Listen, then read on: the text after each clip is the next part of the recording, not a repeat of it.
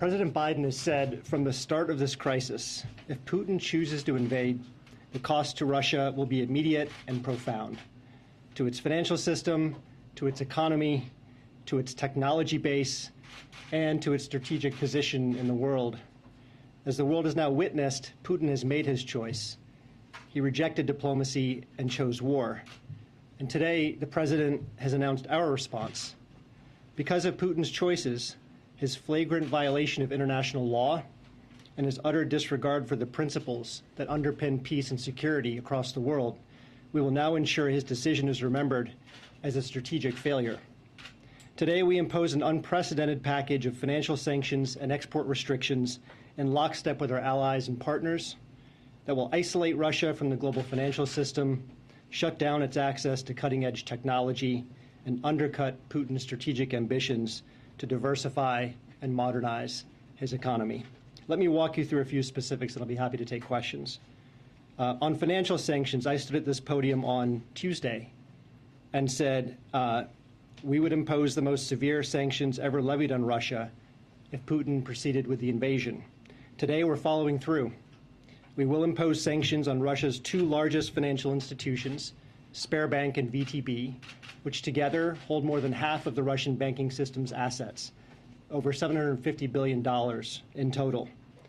For VTB, we will freeze all of its assets touching the U.S. financial system and prohibit U.S. persons from doing any business with the bank. For Sberbank, we will sever its access to the U.S. financial system. We'll also freeze the assets of and prohibit any business dealings with 3 additional Russian banks with combined assets of over $70 billion. We'll also restrict U.S. investors from providing debt or equity financing for 13 of the most critical Russian state-owned enterprises, which combined have estimated assets nearing $1.5 trillion. And finally, we'll also impose sanctions on the executives at these state-owned institutions, as well as additional Russian elites who are complicit in Putin's kleptocracy, and their family members. Those who've shared in the Kremlin's corrupt gains and stored their wealth in yachts and luxury condos and fancy cars will now share in the pain of these measures. In terms of the financial impact, as I said, these are the most impactful and significant sanctions the U.S. has ever taken. But financial sanctions are just one part of our response. We're also unveiling today an expansive and unprecedented set of export restrictions developed in historically close coordination with the European Union, Australia, Japan, Canada, New Zealand, the United Kingdom, and Taiwan.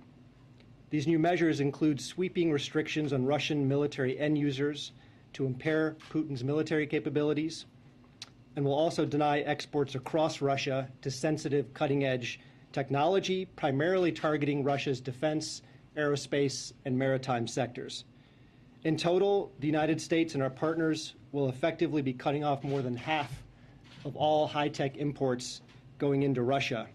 This includes curbing Russia's access to advanced semiconductors and other foundational technologies that Russia needs to diversify and modernize its economy.